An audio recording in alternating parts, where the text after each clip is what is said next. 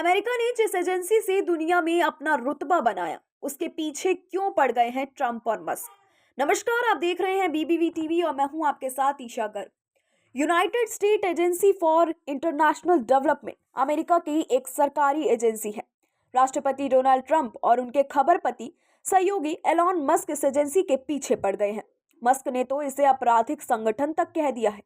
इस एजेंसी में काम कर रहे सरकारी कर्मचारियों को छुट्टी पर भेज दिया गया है।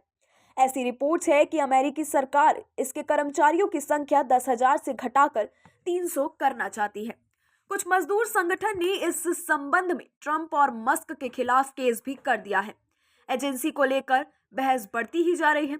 ऐसे में हम जानेंगे कि आखिरकार यूएसएआईडी करती क्या है, एलॉन मस्क और डोनाल्ड ट्रंप आखिरकार इसके खिलाफ क्यों हैं, इसका समर्थन करने वाले क्या कह रहे हैं और इस एजेंसी के प्रभावित होने से दुनिया पर आखिरकार क्या असर पड़ेगा।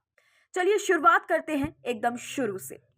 दूसरी बार अमेरिकी राष्ट्रपति पद की शपथ लेते ही डोनाल्ड ट्रंप ने यूएसएआईडी के तहत दी जानकारी वित्तीय सहायता पर 90 दिन की रोक लगा दी। एक हफ्ते के बाद यूएसएआईडी के 2 शीर्ष सुरक्षा अधिकारियों को निकाल भी दिया गया। ऐसा इसलिए क्योंकि उन दोनों अधिकारियों ने एलॉन मस्क के नेतृत्व वाले डिपार्टमेंट ऑफ गवर्नमेंट एफिशिएंसी के एजेंट को यूएसएआईडी के प्रतिबंध क्षेत्र में नहीं जाने दिया। फिलहाल यूएसएआईडी की वेबसाइट अभी काम नहीं कर रही है। डोनाल्ड ट्रंप ने अपने चुनाव प्रचार के दौरान बार बार कहा था कि वो अमेरिका में सरकारी एजेंसियों और विभागों का साइज छोटा कर देंगे, यानी बड़े स्तर पर सरकारी कर्मचारियों को नौकरी से निकाल दिया जाएगा। ट्रंप के मुताबिक ये विभाग और कर्मचारी डीप स्टेट का हिस्सा है और इसके ऊपर आम लोगों की मेहनत की कमाई बेजा खर्च हो रही है। इसी नीति के तहत डीओजी बनाया गया और अब यूएसएआईडी को बंद करने की बात हो रही है।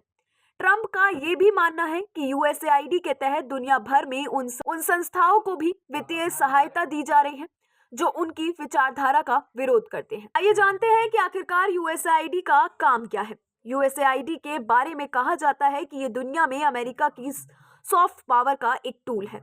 इसके जरिए अमेरिकी सरकार ने साल 2023 में लगभग 130 देशों में 43 अरब डॉलर के अलग अलग प्रोजेक्ट्स फंड किए। Ukraine, Ethiopia, Somalia, Yemen, Afghanistan, Nigeria, दक्षिणी सूडान और सीरिया जैसे देशों में खूब पैसा पहुंचाए गए। अमेरिका की कांग्रेसन रिसर्च सर्विस के मुताबिक यूएसएआईडी दुनिया भर में बेहतरी के लिए काम करता है।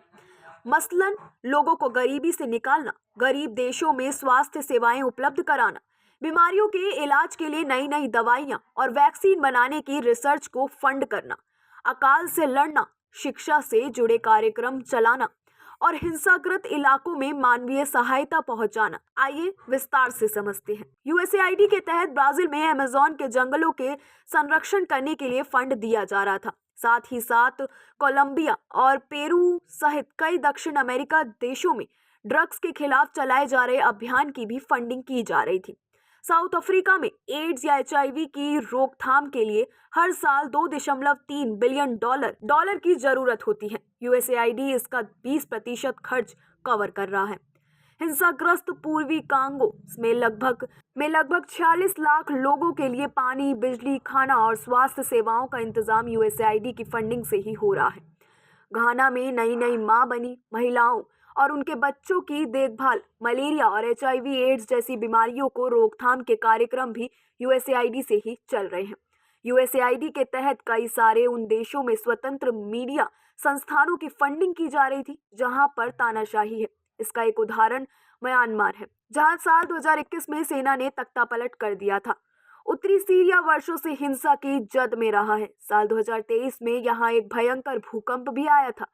इसके लिए कई सारे फील्ड हॉस्पिटल यूएसएआईडी से ही फंड किए जा रहे थे। अब इनके बंद होने की नौबत आ चुकी है। कोसोवो को साल 1999 से यूएसएआईडी के तहत $1 बिलियन से भी ज्यादा का फंड मिल चुका है। इस फंड का यूज वहां की महिलाओं के लिए बेहतर सुविधा उपलब्ध कराना और उनके सशक्तिकरण के लिए किया गया है। इसी तरह युगांडा में भी एलजीबीटीक्यू समुदाय के लोगों की बेहतरी के लिए कई कंपनियां यूएसएआईडी से ही चलाई जाती हैं। कंबोडिया में लैंडमाइन हटाने का काम भी यूएसएआईडी के तहत ही किया जाता है। रूस यूक्रेन युद्ध शुरू होने के बाद यूएसएआईडी के तहत यूक्रेन में खूब सारा पैसा भी यूएसएआईडी के तहत ही पहुंचाया गया। यूएसएआईडी के तहत अलग अलग एनजीओज, अंतर्राष्ट्रीय संगठनों, दूसरी अमेरिका एजेंसी और कई बार सीधे सरकार को भी फंड दिया जाता है। अब थोड़ा सा इतिहास भी जान लेते हैं। यूएसएआईडी की जड़ें दूसरे विश्व युद्ध तक जाती हैं। दूसरे विश्व युद्ध के बाद यूरोप तबाह हो चुका था। दुनिया में दो बड़े पावर सेंटर उभर आए थे। एक तरफ या पूंजीवादी अमेरिका और दूसरी तरफ साम्यवादी सोवियत रूस। जर्मनी के बीचों बीच लकीर खींच गई थी। पश्चिमी जर्मनी अमेरिका के खेमे में था और पूर्वी जर्मनी सोवियत रूस की तरफ। अमेरिका को डर था कि सोवियत रूस पूरी दुनिया पर अपना मॉडल थोप देगा। ऐसे में जरूरत थी कि कुछ ऐसा करने की जिससे अमेरिका के विचारों और उसकी सॉफ्ट पावर को चुनौती मिलना बंद हो जाए। दूसरे विश्व युद्ध के तुरंत बाद एक मार्शल प्लान बनाया गया, जिसके तहत यूरोप के देशों को अमेरिका की तरफ से तमाम मदद दी गई, आर्थिक, तकनीकी और सैन्य हर तरह की मदद। ये सहायता अमेरिका की विदेश नीति का एक महत्वपूर्ण हिस्सा भी है। इस बीच अमेरिका के बगल में एक देश में साम्यवादी क्रांति हो चुकी थी। इस देश का नाम है क्यूबा।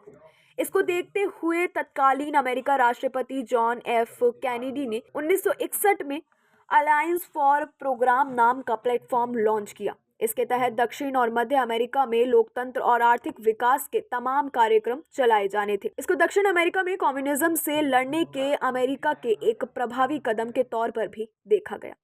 आइए जानते हैं कि आखिरकार आरोप क्या लग रहे हैं।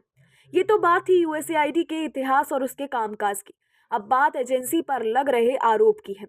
व्हाइट हाउस ने एक ऐसी लिस्ट जारी की है जिसमें कहा गया है कि यूएसएआईडी के तहत दुनिया भर में बेमतलब के कैंपेन फंड किए जा रहे हैं। मसलन इराक में कठपुतलियों के शो, जमाइका और युगांडा में एलजीबीटीक्यू कार्यक्रम के लिए $55 लाख का खर्च, सर्बिया में विविधता, बराबरी और समावेशन से जुड़े कार्यक्रम को चलाने के लिए $15 लाख, पेरू में ट्रांसजेंडर समुदाय के लोगों से जुड़े कैंपेन के लिए $32,000, वुहान लैब में वैट वायरस रिसर्च के लिए $50,000 लाख का खर्च। ये भी आरोप लगे हैं कि पॉलिटिको और एसोसिएट प्रेस जैसे मीडिया संस्थानों को डेमोक्रेटिक पार्टी का एजेंडा चलाने के लिए करोड़ों रुपए भी दिए जा रहे हैं। दोनों मीडिया संस्थानों ने इन आरोपों से इनकार किया है। उनका कहना है कि अमेरिका सरकार ने एक कस्टमर की तरह ही उनकी सेवाएं ली और भुगतान किया।